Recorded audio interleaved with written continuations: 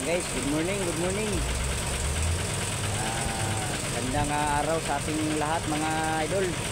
Magandang morning sa ating lahat, no? Sa ating mga ka-idol dyan, mga ka-idol natin dyan na nasa biyahe pa, no? Shout out sa inyong lahat mga idol. Tayo ay nandito ngayon sa Ibaan mga idol, no? Dito tayo mga idol, no?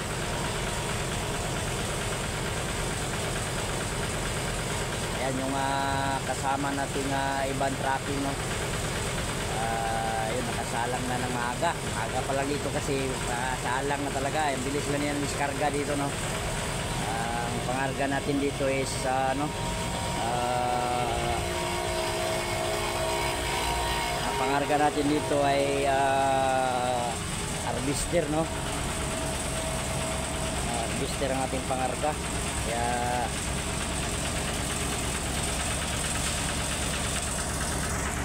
mga idol,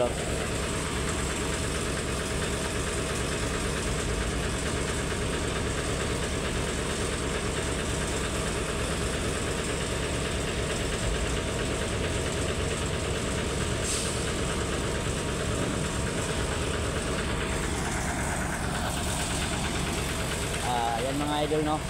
Ang ating kasamahan nitong tracking idol ay ito isa idol,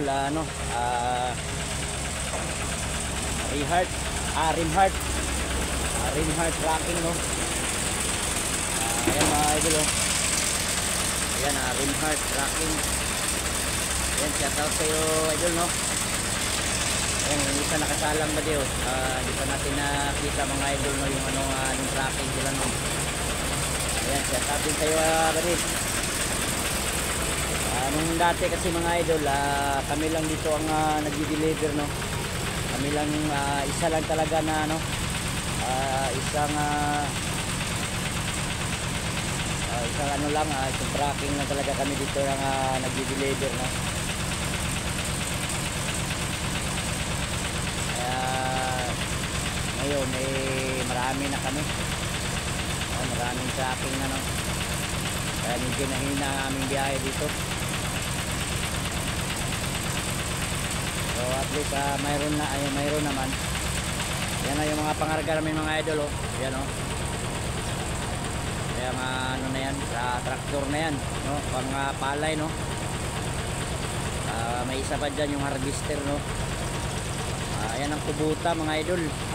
Kubuta, harvester, no? Yung pang araro ng palay, no?